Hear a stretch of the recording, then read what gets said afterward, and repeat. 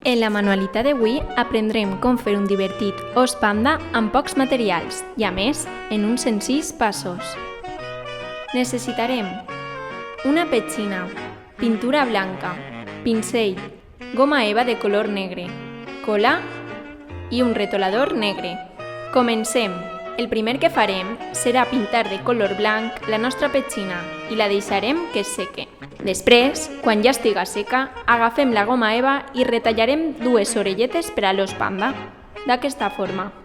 Ara, dibuixarem una espècie de triangle per a simular el nas de l'os i també dibuixarem la boca. Un poc més dalt, farem dos xicotets cercles, que seran els ulls, i pintarem dues taques al seu voltant.